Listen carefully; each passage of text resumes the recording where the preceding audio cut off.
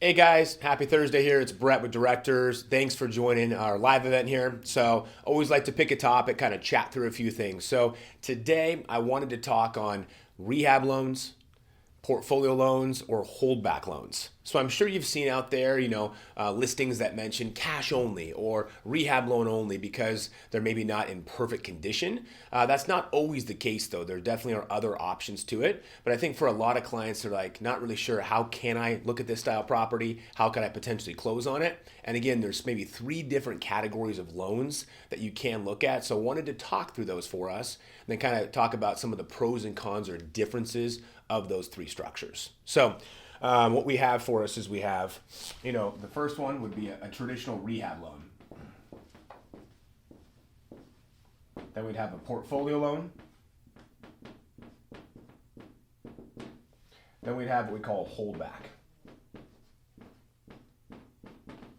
And again, for these guys, these are going to be on properties that might not be financeable as is.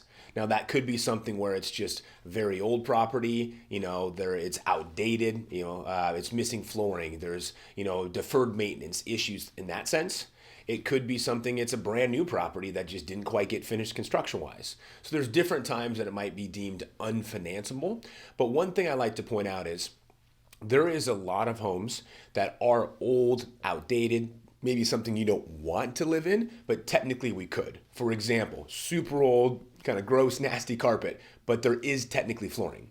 That would still be deemed livable. So believe it or not, there's a lot of normal financing, maybe even on something you do want to redo, but that could give perspective to, hey, it doesn't have to be a rehab. Now, vice versa, there could be a brand new home, but it doesn't have flooring. Well, that's deemed unlivable, or it doesn't have a cooking source, deemed unlivable. So it's interesting sometimes what's financeable or not based on that livability measure. So that's one thing to keep in mind. But anytime you see any of these properties, we could solve them by some of these options. So the first thing I wanted to chat through for us is what's maybe some of the difference in guidelines for these. So a rehab loan can be in multiple versions. We have a conventional rehab loan that exists in the marketplace. There's FHA rehab loans, VA rehab loans.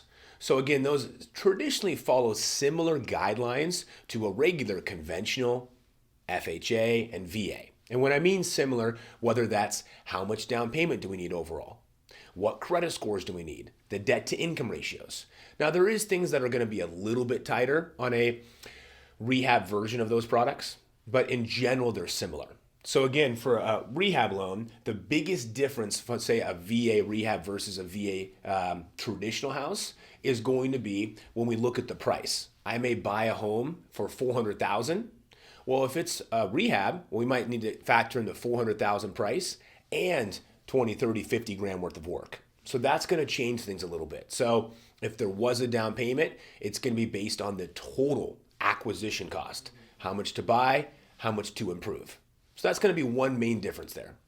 So sticking with, again, the guidelines.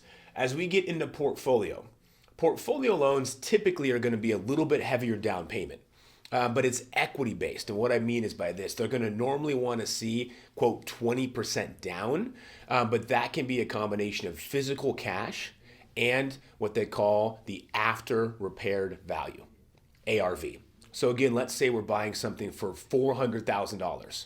And you want to put in 50,000. That would be okay. I'm total into it 450,000 to update this house or to finish any issues, but it might be worth now 550 as a finished product. That can factor in on a portfolio loan that finished value to help prevent the need of a full 20% down in cash up front. So there's some uniqueness there. The guides are going to be a little bit different, adding in that repaired valuation as part of the overall equation for us.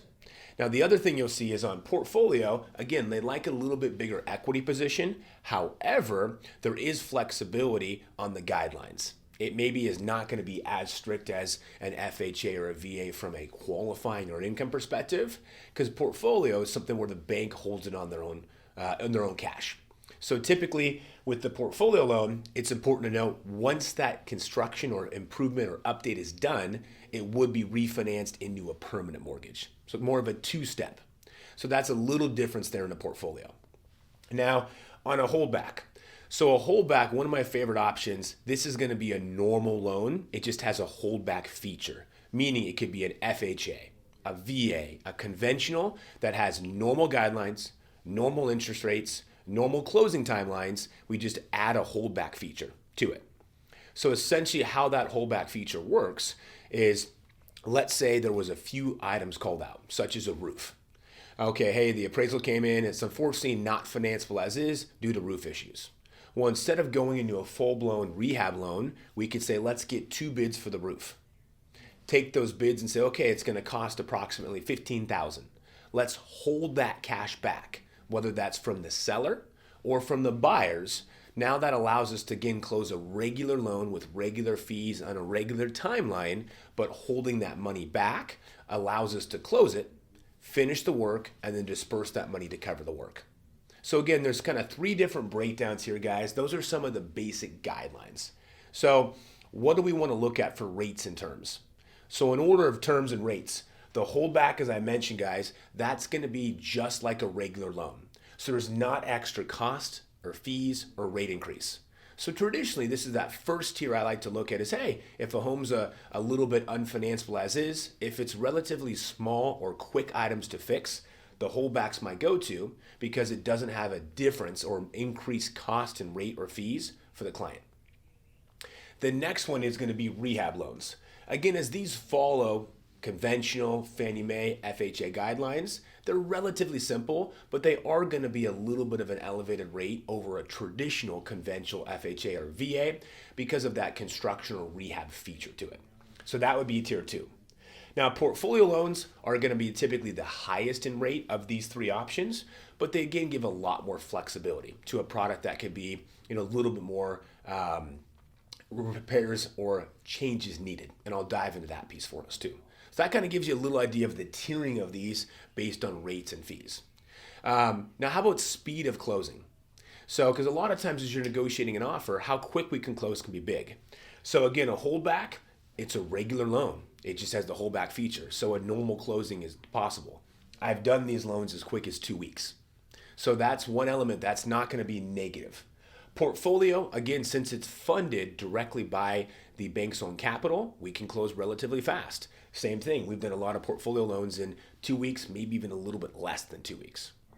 And then finally, a rehab loan. This is going to be one feature where that is going to take more time because they are going to require bids, reviews, underwriting of those bids prior to closing. So quite honestly, I'd say a rehab loan can be more of 30, even up to 60, depending on the bids and type of product. So that's going to be a slower approach. So as we're negotiating, speed of closing may come into that, how we can negotiate a better price or to win the deal. So that's one factor to keep in mind as we're deciding what's the right option. Now, from a type of work that can be done. So a holdback is probably going to be the least amount of work. So this again may be a property to where, hey, there is a couple of things called out, a roof that needs repair, or hey, there's no flooring. Well, that's an easy fix. We have someone come in, floor it pretty dang quick. So it's going to be normally smaller dollar figure, quicker items. So again, that's the first tier I like to look at, but we are going to be limited in the type of work. We're not going to be able to do structural work or other things in that sense. It's going to be more of cosmetic and quicker type things to fix. A rehab loan, this is kind of the next tier up. So rehab loans, we can finance definitely more into it. You can do, a lot more remodel style. Hey, I want to redo the whole inside. Typically we don't want to see a lot of structural though there. So every once in a while there could be maybe small, unload bearing walls that are moved in the kitchen, but it's more of the cosmetic loan. But it could be a lot higher than a holdback in the sense of how much cash is needed for it, how long that work would take as well. So if you want to do a complete interior remodel, that could take 3 months. That's okay on this product, not going to be a holdback scenario. Now, a portfolio loan, again, gives even more flexibility. So this could be something where, hey, I do need to do structural repairs.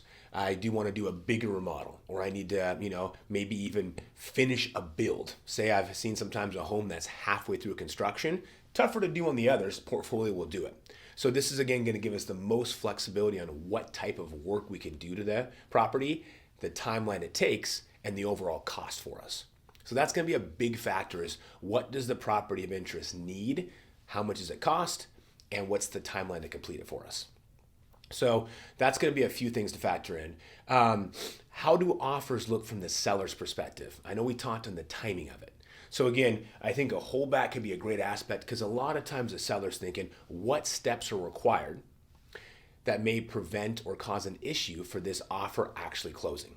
So with the holdback, it's nice to know, hey, we have a traditional loan approval and we're just going to see what items get called on the appraisal, get the bids to show it can be done, and close. So I've had a lot of agents that have maybe listed the property cash only, that once they understand how this works, they feel confident accepting the offer. Portfolio loan can be a huge confidence builder because they realize, hey, this isn't needing to meet a general back-end lender's guides. It's by the actual funding source, whether it's us, a bank, that's funding it. So they realize, hey, portfolio loans, hence the reason they hold it on the books, is to have a lot more flexibility. So again, if we have a unique property, oftentimes a portfolio can provide the most aggressive negotiation power. Now, on a rehab loan, I think there's a lot of folks, agents or sellers, that realize, hey, rehab loan is designed to do this. But they also know typically the rehab loan process is slow. Now, that may be okay. Some sellers may understand that. But again, if we were in a multiple offer situation and there was a portfolio loan versus a rehab, I would venture that most listing agents would prefer the portfolio, as it's going to be a simpler and quicker process. So that's one more piece to factor in for us. So I think within that, guys, I know there's a lot of info I just ran through for you, but my main goal here is there's a lot of different ways to acquire a property that may need work. And I think a lot of times agents may list it saying it has to be a cash offer. I can tell you that's not always the case. There's a lot of times one of these works. Other times you may see rehab loan only. Same thing, not always the case. We can look at these other loans for us. So ultimately, if you're out there, don't necessarily be discouraged. Anytime you're doing a project like this, there's a lot of work that goes into lining up contractors and bids and getting things dialed in and making sure the numbers pencil, but there are plenty of different ways to put this together. So as part of our normal pre-approval process, of course, I'm always going to help sit down with a client, set a strategy plan. But if part of that is maybe buying a property that is not perfectly move-in ready, we would dive through all these and really in depth for your particular qualifying scenario, for the particular house and what work you want to do to it, and what type of offer competition do we think we're going to experience. I would take all those into account to help advise you which of these options would be the best one for your scenario and give us the best ability to acquire this house at the best price for us. So as always, feel free to reach out with any questions. I hope this helps kind of give some hope that there's a lot of good options out there and a little clarity around what these differences are. Thanks for the time, guys, and look forward to circling up soon.